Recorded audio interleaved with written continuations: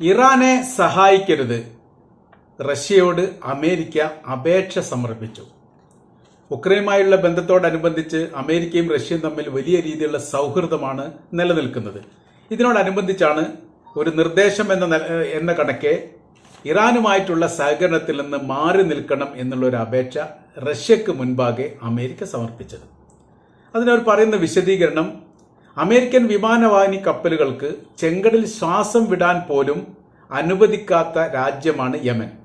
അവരെ പൂർണ്ണമായി പിന്തുണക്കുന്നതും ഇറാന്റെ ധൈര്യം കൊണ്ടും ഇറാന്റെ ആയുധം കൊണ്ടുമാണ് യമൻ ഇത്തരം ക്രൂരമായിരിക്കുന്ന പ്രവർത്തനങ്ങൾ തങ്ങളുടെ സൈനികർക്ക് നേരെ നൽകുന്നത് എന്നതിനാൽ അവർക്കുള്ള പിന്തുണ റഷ്യയാണ് നൽകുന്നത് എന്ന ധൈര്യം ഇറാൻ ഉള്ളതുകൊണ്ട് നിങ്ങൾ ഇറാനെ സഹകരിക്കുന്നതിൽ നിന്നും മാറി നിൽക്കണം, സഹായിക്കാനും പാടില്ല. സഹായം എന്ന് പറഞ്ഞാൽ ആയുധ സഹായം സംബന്ധമായിരിക്കുന്ന കാര്യമാണ് ഉദ്ദേശിച്ചത്. എന്നാൽ ഇതിന് വൈകാതെ തന്നെ റഷ്യ മറുപടി നൽകി. തങ്ങളുടെ സഖ്യകക്ഷിയാണ് ഇറാൻ എന്ന് പറയുന്നത്. യുദ്ധസംബന്ധമായിരിക്കുന്ന കാര്യത്തിൽ മാത്രമല്ല, പെട്രോളിയം കാര്യത്തിലും കയറ്റുമതി ഇറക്കുമതിയിലൊക്കെ പതിറ്റാണ്ടുകളായി ബന്ധമുള്ള സുഹൃത്ത് രാജ്യമാണ് ഇറാൻ.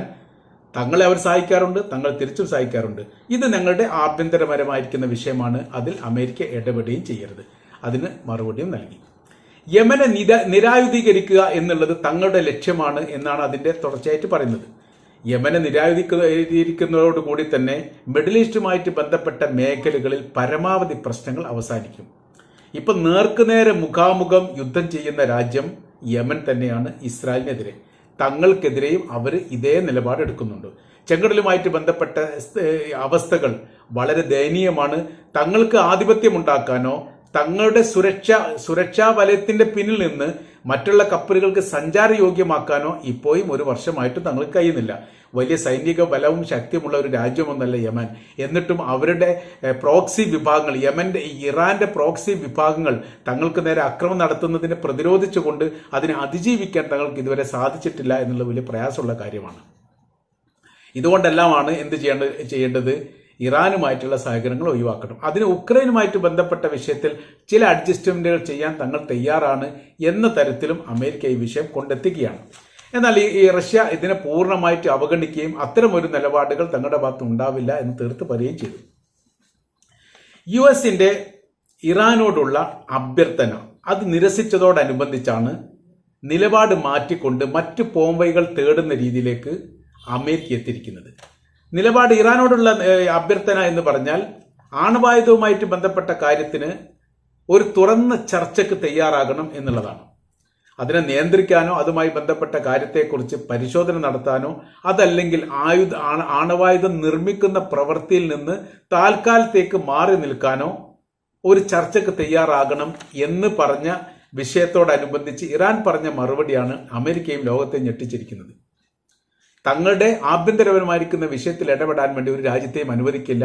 അമേരിക്കയുമായിട്ടുള്ള ഒരു ചർച്ചക്കും തങ്ങൾക്ക് താല്പര്യമില്ല, തയ്യാറില്ല.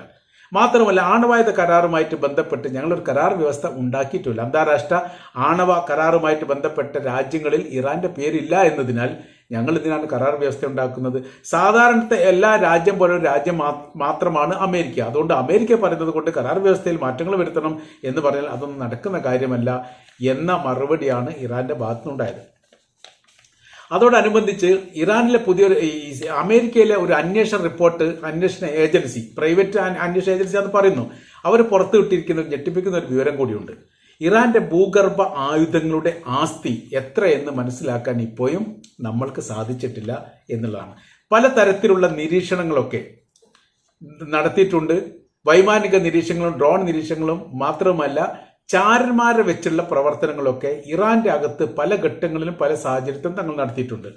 അപ്പോൾ ഇന്നും ഞങ്ങൾക്ക് മനസ്സിലാക്കാൻ സാധിക്കാത്ത ഒരു അതീവ രഹസ്യമായിരിക്കുന്ന കാര്യം, ഇറാന്റെ ഭൂഗർഭ അറകൾ എവിടെയാണ്, അവിടെ എന്തൊക്കെ ആയുധ ശേഖരങ്ങളൊക്കെ അവർ സംഭരിച്ചു വെച്ചിരിക്കുന്നുണ്ട് എന്ന് മനസ്സിലാക്കാൻ വേണ്ടി സാധിച്ചിട്ടില്ല. അത് ഞങ്ങൾക്ക് വലിയ നിരാശയും പ്രയാസവും ഉണ്ടാക്കുന്ന കാര്യമാണ്. ആ ഒരു വിഷയത്തിലാണ് യഥാർത്ഥത്തിൽ അമേരിക്കക്ക് നേരിട്ട് കൊണ്ട് ഇറാനുമായിട്ട് ഏറ്റുമുട്ടാനുള്ള ഭയപ്പാട് പോലും ഉള്ളത്. റഷ്യ ഇറാന് നൽകിയിരിക്കുന്ന ആയുധങ്ങൾ സുരക്ഷിതമായിട്ട് സൂക്ഷിക്കപ്പെട്ടിട്ടുണ്ട് എന്ന് അതിന്റെ റിപ്പോർട്ടിൽ തുടർച്ചയായ രീതിയിൽ പറയുന്നു. സുരക്ഷാ മേഖലയാണ് കണ്ടെത്തേണ്ടത്. അത് പർവ്വതങ്ങളുടെയും മലയിടുക്കുകളുടെയും തായ്വാരത്ത് ശ്രദ്ധിക്കപ്പെടാത്ത തരത്തിൽ വലിയ തുരങ്കങ്ങൾ ഉണ്ടാക്കി സുരക്ഷാ സംവിധാനം ഇല്ലാത്ത രീതിയിൽ നിർത്തുന്ന ഒരു കാഴ്ചയാണ് കാണാൻ വേണ്ടി ആ അവസ്ഥയിലാണ് ഉള്ളത് എന്ന് പറയുന്നു.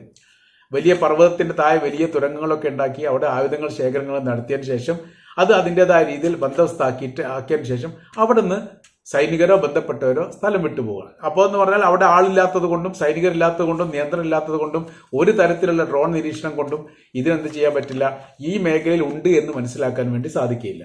ഇനി വലിയ രീതിയിൽ ആക്രമണം ഇട്ട് കഴിഞ്ഞാലോ ആക്രമണത്തിനെ പ്രതിരോധിക്കാൻ വേണ്ടി ഈ പർവ്വതങ്ങൾ തന്നെ ധാരാളം മതിയാകും എന്ന ഒരു രീതിയും അവിടെ നിലനിൽക്കുന്നുണ്ട്.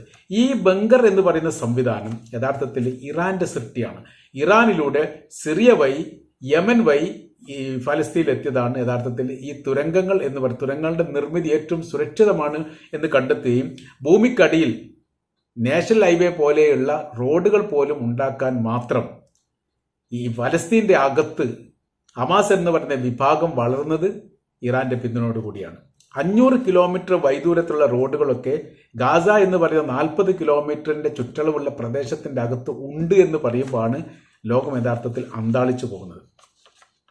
അതോടൊപ്പം തന്നെ ഉത്തര കൊറിയയെക്കുറിച്ച് ചില പരാമർശങ്ങളുണ്ട്. ഉത്തര കൊറിയ ഈ അടുത്തായിട്ട് എടുക്കുന്ന നിലപാടുകളൊന്നും അത്ര ഉചിതമല്ല. ആ നിലപാടിനോടൊന്നും ഒക്കെ പിന്തുണ നൽകുന്ന പ്രവൃത്തികൾ റഷ്യ ചെയ്യുന്നതും ശരിയല്ല. റഷ്യ ഇങ്ങനെ കൂട്ടിപ്പിടിക്കാനുള്ള കാരണം റഷ്യയോട് ഒട്ടിച്ചേർന്നിട്ടാണ് ചൈനയും ഇറാനും കൊറിയയും നിലനിൽക്കുന്നത്. അതുകൊണ്ട് ഇവരുടെ ഒരു ഇടപെടൽ ഒരു പക്ഷേ ഗുണം ചെയ്യുമോ എന്ന് അമേരിക്ക സംശയിക്കുന്ന തരത്തിലാണ് ഈ അഭിപ്രായ പ്രകടനങ്ങളൊക്കെ വന്നിരിക്കുന്നത്. അപ്പോൾ കിം ജോങ് ഉന്നിനെ സംബന്ധിച്ചിടത്തോളം റഷ്യക്ക് വേണ്ടി സൈന്യത്തെ നൽകിയ ഭരണാധികാരിയാണ്. 15,000 ഈ കൊറിയൻ സൈന്യം റഷ്യയുടെ സൈന്യത്തോടൊപ്പം ഉക്രൈൻ സൈന്യത്തിനെതിരെ യുദ്ധം ചെയ്യുന്ന ഭൂമുഖത്ത് നിലവിലുണ്ട്. ഇത് രഹസ്യമായിട്ടാണ് നൽകിയെങ്കിലും പിന്നീട് ഇത് അംഗീകരിക്കപ്പെടുകയും ഉണ്ട് എന്ന് റഷ്യയും ഉണ്ട് എന്ന് കൊറിയയും സമ്മതിക്കുകയും ചെയ്തു. അതോടുകൂടി യുദ്ധ പങ്കാളിത്തം എന്ന് പറയുന്നത് റഷ്യ മാത്രമല്ല എന്നുള്ളത് കൃത്യമാണ്. അതോടൊപ്പം തന്നെ സൈന്യത്തെ കൊറിയ കൊടുത്തപ്പോൾ ആയുധങ്ങൾ ഇറാൻ നൽകുകയും ചെയ്തു. വലിയ രീതിയിലുള്ള ബാലിസ്റ്റിക് മിസൈൽ അടക്കമുള്ള ലോങ് മിസൈലുകളെല്ലാം ഇറാന്റെ സൃഷ്ടിയാണ്. ഇറാന്റെ സൃഷ്ടിയുള്ള ഈ മിസൈലുകൾ വെച്ചുകൊണ്ടാണ് അവിടെ വെച്ച് റഷ്യ യുദ്ധം ചെയ്യുന്നത്. റഷ്യ എന്ന് പറയുന്ന സമയത്ത് ലോകത്തിലെ ഏറ്റവും സൈനിക ശക്തിയുള്ള 2ാം സ്ഥാനത്ത് നിൽക്കുന്ന രാജ്യമാണ്. ആ രാജ്യം ഇറാൻ എന്ന് പറയുന്ന 3ാം ലോക രാജ്യത്തിന്റെ ആയുധങ്ങൾ വാങ്ങിക്കൊണ്ട് യുദ്ധം ചെയ്യുമ്പോൾ ഒന്നുകിൽ നല്ല രീതിയിലുള്ള ശക്തിയും ബലവുമുള്ള ആയുധങ്ങളായിരിക്കും ഇറാന്റെ കൈവശത്തിലുള്ളത് എന്നുള്ളതാണ് അന്ന് മനസ്സിലാക്കാൻ പറ്റുന്നത്. അതല്ലെങ്കിൽ റഷ്യക്ക് വേണ്ടിയിട്ട് ഇറാൻ ആയുധങ്ങൾ നിർമ്മിക്കുന്നുണ്ട് എന്ന് പറയാൻ പറ്റും. റഷ്യയിൽ ഇറാൻ ആയുധ ഫാക്ടറി ഉണ്ട് എന്നും ഇറാനിൽ റഷ്യക്ക് ആയുധ ഫാക്ടറി ഉണ്ട് എന്നും ഇതിനിടെ തന്നെ റിപ്പോർട്ടായിട്ട് പുറത്തു വന്നതാണ്. പരസ്പരം അങ്ങോട്ടും ഇങ്ങോട്ടുമൊക്കെ വലിയ പൂരിത ബന്ധങ്ങളായിട്ടാണ് ഇറാന്റെയും റഷ്യയുടെയും ആയുധ ഇടപാടുമായിട്ട് ബന്ധപ്പെട്ട കാര്യങ്ങൾ കഴിയുന്നത്. അതുകൊണ്ടാണ് പതിറ്റാണ്ടുകളോളം സാമ്പത്തിക ഉപരോധം ഇറാനെതിരെ അമേരിക്കയും ഐക്യരാഷ്ട്രസഭയും നടത്തിയിട്ടും അതിജീവിച്ചുകൊണ്ട് വലിയ ആയുധ ശേഖരമുള്ള രാജ്യമായി ഇറാൻ മാറിയത് ഇത്തരം വലിയ ശക്തമായിരിക്കുന്ന പിന്തുണ ലഭ്യമായിരുന്നത് കൊണ്ടാണ് എന്നുള്ളത് ഏറെക്കുറെ വ്യക്തമാണ്. ഇപ്പോൾ റഷ്യയുമായിട്ട് കൈകോർക്കാനുള്ള പ്രധാനമായിരിക്കുന്ന കാര്യം ഇറാന്റെ മുമ്പിൽ മാത്രമാണ് അമേരിക്കയും ഇസ്രായേലും തോറ്റുകൊണ്ടിരിക്കുന്നത്. അതല്ലാതെ ഫലസ്തീനോ അല്ലെങ്കിൽ ഗാസയിലെ ഹമാസിനെയോ ഒക്കെ പരാജയപ്പെടുത്തുക എന്ന് പറഞ്ഞാൽ ലോക സൈനിക ശക്തിയായിരിക്കുന്ന ഇസ്രായേലിനെ സംബന്ധിച്ചിടത്തോളം എളുപ്പത്തിൽ സാധിക്കും എന്നവർ കണക്കുകൂട്ടി.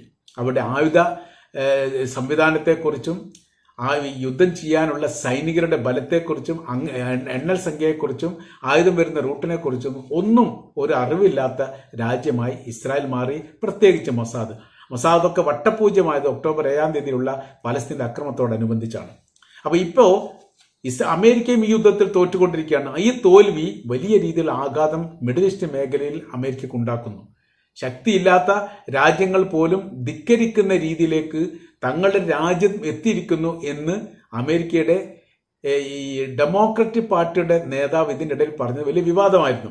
തങ്ങളുടെ രാജ്യത്തെ അംഗീകരിക്കാത്ത ഒരു അവസ്ഥയിലെത്തിയത് ഇപ്പോഴത്തെ ഈ യുദ്ധ വിഷയത്തിൽ അനാവശ്യമായിട്ടുള്ള ഇടപെടൽ അമേരിക്ക നടത്തിയത് കൊണ്ടാണ്. അതിൽ നിന്ന് പിന്മാറണം എന്നുള്ളതാണ് അദ്ദേഹത്തിന്റെ അഭിപ്രായം. ഏതായിരുന്നാലും ഇറാന്റെ വിഷയത്തിൽ അമേരിക്കയുടെ റഷ്യയോടുള്ള നിലപാട് കൃത്യമായി പറയുകയും റഷ്യ അതിന് കൃത്യമായി മറുപടി നൽകുകയും ചെയ്തതോടുകൂടി ഈ ഒരു തന്ത്രം അമേരിക്കയുടെ പരാജയപ്പെട്ടു എന്നുള്ള കാര്യം ഉറപ്പാണ്.